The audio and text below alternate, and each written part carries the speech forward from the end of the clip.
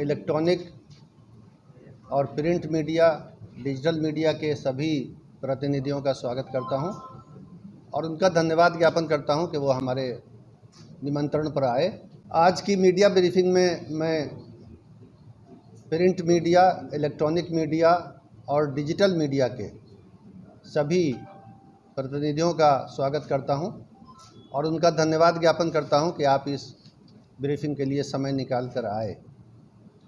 जैसा कि आप देख रहे हैं, हमारे साथ श्री चैतन्य प्रसाद, अपर मुख्य सचिव गृह विभाग भी मौजूद हैं और यहाँ पर श्री शीर्षित कपिल अशोक, कारा महानिरीक्षक भी हमारे बीच हैं।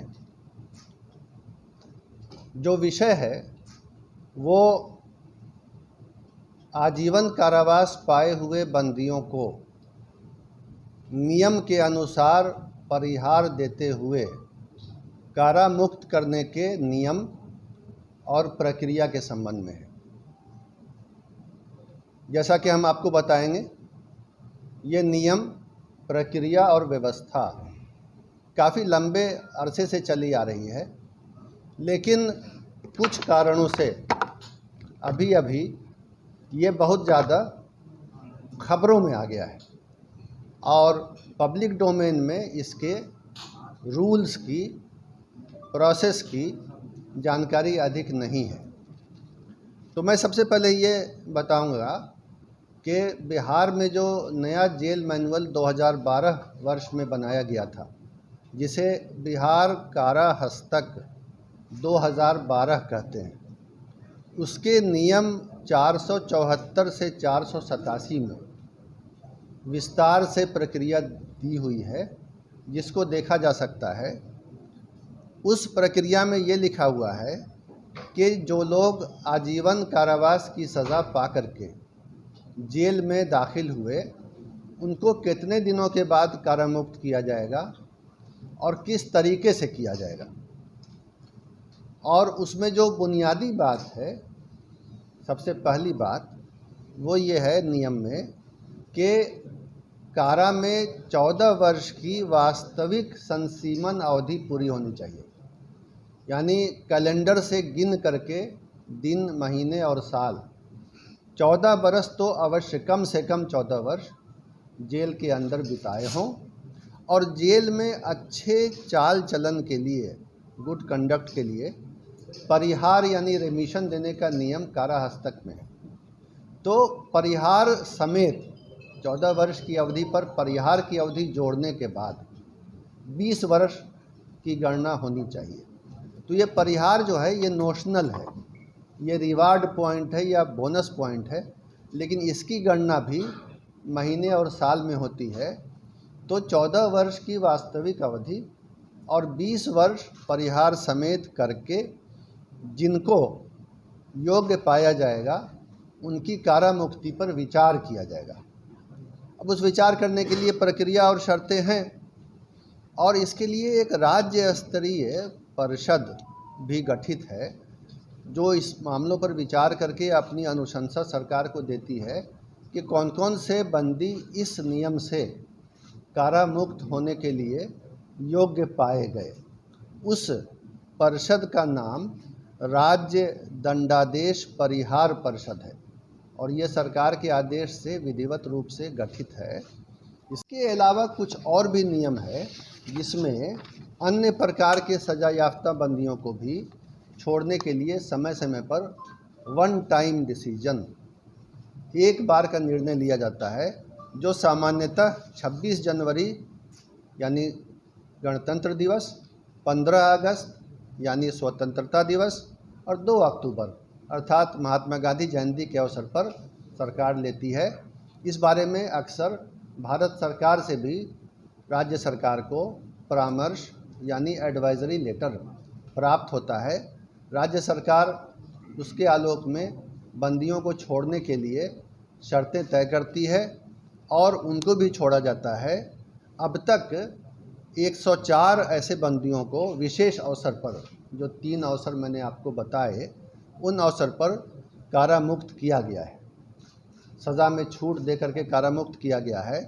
और एक बार और ये काम होना है, जिसका आदेश संकल्प संख्या 2644 दिनांक 10 अप्रैल 2023 से के माध्यम से गृह विभाग ने निर्गत किया है और उसके अंतर्गत बंदियों की पहचान की जा रही है कि एक बारगी उपाय के तहत 10 वर्ष तक की सज़ा पाए हुए, ये आजीवन कारावास नहीं है, 10 वर्ष या उससे कम की सज़ा पाए हुए बंदी जो प्रथम बार अपराध कारित किए हों, इसके पहले दूसरा कोई अपराध नहीं किया हों, और जिन्होंने कारावास की अवधि के दौरान लगातार अच्छा आचरण बनाए रखा है, उनको प्राप्त सज़ा की अवधि की आधी सज़ा पूरी कर ली तो उसको समय पूर्व छोड़ने के लिए सरकार निर्णय लेगी। ये पहचान, ये प्रक्रिया चल रही है। ये सारी प्रक्रियाएं जो हैं, जो मैंने 2 तरह की प्रक्रिया आपको बताई, परिहार परिषद जो राज्य दंडादेश परिहार परिषद है उसके द्वारा जो आजीवन कारावास वाले बंदियों को छोड़ा जाता है, और अन्य अवसरों पर अन्य प्रकार के बंदियों को, ये सब चलता रहता है, सामान्य प्रक्रिया है। और इस प्रक्रिया को विभिन्न न्यायालयों ने अपहोल्ड किया है, स्वीकृत किया है, और ये एक अच्छी परिपाटी है जिसको राज्य सरकार फॉलो करती है। तो उसके आलोक में अभी जो आदेश निर्गत हुआ है और जो उसमें ये सारे नियम फॉलो किए गए हैं, उसमें किसी के लिए कोई अवधि के बारे में या नियम के बारे में या डीएम और एसपी या ट्रायल जज की रिपोर्ट लेने के बारे में कोई भी किसी के साथ छूट नहीं दी गई है। जिसके बारे में अनुशंसाएं आई, ज़िले के एसपी ने किया, जिसके बारे में डिस्ट्रिक्ट जज या जो ट्रायल जज थे उन्होंने अनुशंसा भेजी कि हाँ छोड़ सकते हैं। एसपी की रिपोर्ट आई, प्रोबेशन ऑफिसर की आई, फिर ये कमेटी बैठी, तब हुआ है। और किसी को इसमें कोई उन मामलों में जो शर्तें हैं बुनियादी, छूट नहीं दी गई है। एक बंदी जो राजनीतिक बंदी हैं, श्री आनंद मोहन का नाम आ रहा है, मीडिया में भी आ रहा है, उनका भी केस अलग कुछ नहीं था। वो उनको भी जो है, उनकी तो 14 वर्ष नहीं 15 वर्ष 9 माह 25 दिन की वास्तविक अवधि पूरी हो चुकी है। 14 वर्ष के बदले 15 वर्ष 9 माह 25 दिन, और परिहार सहित अगर जोड़ें तो 22 वर्ष 13 दिन की सज़ा पूरी हुई है। और बाकी बंदियों की भी इसी तरह 14 वर्ष से अधिक और 20 वर्ष से अधिक पूरी हुई है। ये एक सामान्य प्रक्रिया है प्रशासनिक, और पहले से चली आ रही है, और इसमें किसी तरह का कुछ नियम के पालन में कोई कमी नहीं की गई है। यही बातें आपको बतानी थी, और आपने इसको धैर्य के साथ सुना, इसके लिए मैं आपको धन्यवाद देता हूँ। ये आईएएस वाली बात भी गलत आ रही है। जो नियम था या नियम है या उसमें कुछ संशोधन किया गया है जो सबको पता है, उसमें पहले भी आईएएस का कोई अलग कैटेगरी नहीं था, आईएएस का उल्लेख नहीं था। जो नियम था वो लोक सेवक की हत्या का था। लोक सेवक कोई भी हो सकता है, चौकीदार हो सकता है, सिपाही हो सकता है, राजस्व कर्मचारी हो सकता है, कोई भी राजपत्रित अधिकारी हो सकता है, उससे बड़ा अधिकारी हो सकता है, IAS, IPS, Indian forest service हो सकता है। तो आईएएस के लिए न तो कोई पहले विशेष व्यवस्था थी और न अभी है, और सेवा के आधार पर भेदभाव हो भी नहीं सकता है। तो आईएएस जो बात हो रही है, आईएएस का इशू, आईएएस के बारे में कोई बंधन प्रतिबंध पहले भी नियम में नहीं था, अभी भी नहीं है। आईएएस का तो उल्लेख तक नहीं था पुराने नियम में।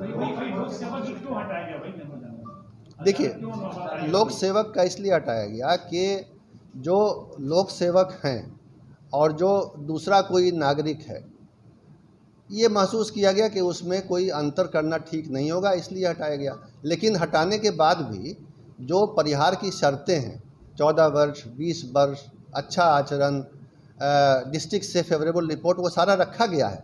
ऐसा नहीं है कि वो हटाने के साथ साथ बाकी चीज़ें भी हटा दी गई हों और बिल्कुल खुला कर दिया गया हो कि तुरंत रिहा करो, वैसा नहीं है। बाकी सारी शर्तें पूरी करनी पड़ रही हैं। ऐसा नहीं है कि बाकी शर्तें पूरी नहीं करनी पड़ रही हैं। बाकी शर्तें जो थी प्रक्रिया की, जो मैंने आपको विस्तार से समझा दिया, उसे दोहराऊंगा नहीं। फिर कह रहा हूँ कि आईएएस को लेके कोई नियम न तो था न है, इसलिए आईएएस का हुआ कि नहीं हुआ। लेकिन आईएएस का सवाल नहीं, इसमें देखिए, आईएएस के अलावा किसी और भी पद का सवाल होगा तो वो इसी नियम से कवर होगा। आप इसको आईएएस के रूप में जो कह रहे हैं, नहीं हो सकता है कि हो सकता है कि अन्य राज्यों में ये प्रतिबंध न रहा हो। ये प्रतिबंध जो बिहार में था, नहीं, हमें प्रतिबंधी जानकारी में नहीं है। हमारी समझ लीजिए, हमारी जानकारी में किसी अन्य राज्य में लोक सेवक के मामले में रोक का नियम है ही नहीं, इसलिए वो तुलना करने का सवाल नहीं उठता है। एक तो आईएएस की बात न करें, लोक सेवक की बात करें, और लोक सेवक भी बिहार में था, अन्य राज्य में था, अभी संपुष्टि नहीं है हम लोग। हो सकता है न रहा हो सकता है नहीं। अब तो उस समय न तो मैं था और पता नहीं आप कहाँ थे, इसलिए मुझे जानकारी नहीं है। लेकिन एक बात मैं कहूँगा, देखिए, एक सेंटेंस कहने दीजिए हमको। कानून की प्रक्रिया ये एक प्रोग्रेसिव, लगातार चलने वाली प्रक्रिया है। सोच जो होती है, समय बदलता है, परिस्थितियाँ, समाज बदलता है, कानून में संशोधन होते हैं, संविधान में भी होते हैं, न्यायिक प्रक्रिया में होते हैं, जुडिशियल रूलिंग में होते हैं, हायर कोर्ट्स होते हैं, honourable supreme court, honourable high court, उनकी भी रूलिंग्स बदलती रहती हैं। कुछ साल पहले वो किसी मामले को जिस रोशनी में देखते हैं, रूलिंग्स और जजमेंट देते हैं, आज बदली हुई परिस्थितियों में कोई फिर पीआईएल करता है, उनका विचार बदलता है। तो कोई चीज़ अगर बदली गई तो वो कोई आश्चर्य नहीं है और कोई गलत चीज़ नहीं है। चीज़ों को समय समय पर देख करके बदलना ये सरकार का अधिकार भी है और कर्तव्य भी है, और सरकार ने उसको किया है। मैं इतना ही कहूँगा। पीआईएल पर मैं कोई कमेंट नहीं करूँगा। वो पीआईएल होते ही वो विषय जो पीआईएल में है वो सीधे न्यायिक प्रक्रिया के कोर्ट के अधीन सब जुडिस हो गया। पीआईएल में क्या हुआ उस पर मैं कुछ नहीं कहूँगा। मेरे सामने जो सज्जन पीछे देख रहे हैं वो पहला अगला सवाल कर सकते हैं, उसके बाद इधर वाले। हमारा सवाल है सर, जेल मैनुअल में साफ तौर पर दिया गया है कि कोई भी बंदी हो उसको नाश्ता कराकर जाने दिया जाए। आनंद मोहन के मामले में देखा जाए कि पहले सुबह कैदी की गिनती हुई, आनंद मोहन को बाहर कर दिया गया। मुझे इसकी जानकारी नहीं है सर, जेल मैनुअल में एक सर मैं बता रहा हूँ, वो ठीक है, लेकिन वहाँ क्या हुआ है अभी मुझे उसकी रिपोर्ट नहीं है। आप कुछ कर रहे थे यहाँ पर, पहले आप। मैं दाहिने से शुरू कर रहा हूँ। सर, मेरा क्वेश्चन ये है, जैसे कि आपने बताया कि सारे प्रोविजंस को फॉलो किया गया बिफोर रिलीजिंग बेल और बिफोर टेकिंग द डिसीजन। ऐसा प्रोविजन है क्या कि विक्टिम के फैमिली से भी कंसल्ट किया जाए या रिक्वेस्ट भेजा जाए, as it happened in the case of assassination of former prime minister of India? ये बहुत अच्छा सवाल किया आपने। ये होता ये है कि जो प्रोबेशन ऑफिसर होता है, ये एक सेवा है, एक कैडर है जेल डिपार्टमेंट के अंडर में, जहाँ गजटेड अफसर होते हैं प्रोबेशन अफसर, और उनको ट्रेनिंग होती है इन चीज़ों की। उनकी भी रिपोर्ट ली जाती है और जांच के क्रम में प्रोबेशन ऑफिसर वहाँ जाते हैं उस गांव में, जहाँ जिस गांव का वो है अभियुक्त, और अन्य लोग हैं, तो वो स्थानीय स्तर पर सामाजिक पूछताछ करते हैं कि इस बंदी के मुक्त होने से वहाँ के सामाजिक सद्भावना पर, विधि व्यवस्था पर, अपराध पर क्या असर पड़ेगा। और जब तक उनकी रिपोर्ट ये नहीं आती है कि इस बंदी के मुक्त होने से कोई खतरा या तनाव या सामाजिक सद्भावना या अपराध होने वाला नहीं है, उनकी रिपोर्ट फेवरेबल आती है, तभी राज्य दंडादेश परिहार परिषद अलाउ करती है। और जिस तरह एसपी की रिपोर्ट और ट्रायल जज की रिपोर्ट देखी जाती है, प्रोबेशन ऑफिसर की रिपोर्ट भी देखी जाती है, जिसमें यही बिंदु स्थल जांच करके रिपोर्ट होता है।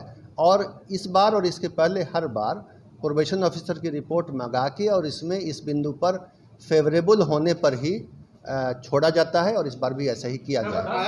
इधर आप पूछ लिए, अभी मैं इनसे पूछूंगा। मैं इधर आ रहा हूँ। 10 साल की सजा पाए लोगों को भी आप लोगों ने, बंदियों को भी छोड़ने की बात कही है। कितनी संख्या है सर, कितने लोग? मैंने आपको बताया था, ये विशेष अवसर पर होता है, गृह मंत्रालय की अनुशंसा पर होता है। शर्तें और तरीका राज्य सरकार तय करती है। 104 अभी तक छोड़े जा चुके हैं और एक राउंड के लिए और पहचान और तैयारी चल रही है। हम थोड़ा इधर आएंगे, नहीं इधर, मैं इधर आ गया, मैं लौटूंगा वापस। कहा जा रहा है कि बिहार के मुखिया है वह एक रैली का संबोधन किए थे और वहां से बिरादरी का लाभ देने के लिए जेल के रूल्स को बदलाव में किया गया है। मैं ये कहूँगा, जैसा मैंने बहुत विस्तार से बताया, ये एक सामान्य कानूनी और प्रशासनिक प्रक्रिया से हुआ है और इसको राजनीतिक रंग नहीं दिया जाना चाहिए। ये मेरा अपना व्यक्तिगत विचार है कि इसमें राजनीति का अंश नहीं डालना चाहिए। सामने कोई पूछ रहे थे कुछ। परिहार जो आप लोग देते हैं तो जेल में अच्छे आचरण का हवाला भी दिया जाता है, लेकिन 2021 को आनंद मोहन के खिलाफ एक FIR दर्ज हुआ है जिसमें उनके पास से 4 मोबाइल फोन बरामद हुए थे।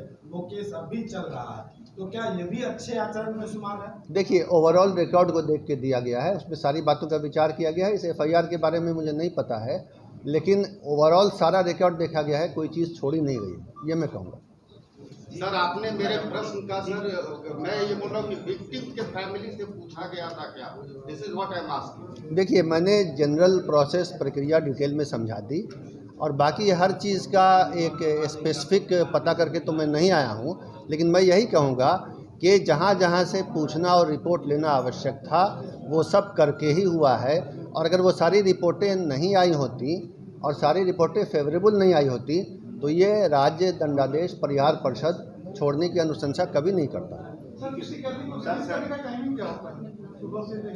ये आप जेल मैनुअल में देख लीजिए, जेल मैनुअल में जो टाइम है वही टाइम है। जी, कृष्णैया की पत्नी ने कहा है कि यह छोड़ा मैं किसी व्यक्ति के अपने विचारों पर यहाँ से क्या कमेंट करूँगा। हाँ, जो भी हो, किसी व्यक्ति ने मीडिया को अपने विचार रखे तो उस पर मेरे कमेंट करने की कोई ज़रूरत नहीं है। सामने पीछे से कोई सवाल आ रहा था। सर, सेंट्रल IAS एसोसिएशन ने कहा इस पर विचार करने के लिए एक चिट्ठी लिखी है, जो मेरे पास है, क्या इस पर विचार करें? मैं फिर कह रहा हूँ कि हर व्यक्ति को, हर संगठन को अपनी राय व्यक्त करने का अधिकार है। लोग अपनी अपनी राय दे रहे हैं। आप ही के सेवा कर रहे हैं। ये सेवा किसी की हो, सेवा को भी अधिकार है। सेवा, गैर सेवा, मीडिया, मैं जाना तो क्या उस पर आप विचार करें? नहीं, अभी तो एक नियम से काम हुआ है। नियम से काम होने के बाद जो लोग जो कह रहे हैं वो अपने विचार रख रहे हैं। सर, एक छोटा सवाल था, जिन 27 कैदियों को रिहा किया गया उनमें एक मृत कैदी का भी नाम शामिल है, जिनको बक्सर से रिहा किया गया। हो सकता है उनके हाल में मृत्यु हुई हो और उसकी सूचना मुख्यालय तक नहीं पहुंची हो। 6 महीने पहले। हाँ, हम लोग इसकी जांच करेंगे कि ऐसा कैसे हुआ। कार्रवाई भी होगी, हो गई क्या? कर रहे हैं। मेरे ख्याल से आपके सभी जवाबों का संतोषजनक उत्तर देने का मैंने प्रयास किया है। आपके सहयोग के लिए आप सबको बहुत बहुत धन्यवाद।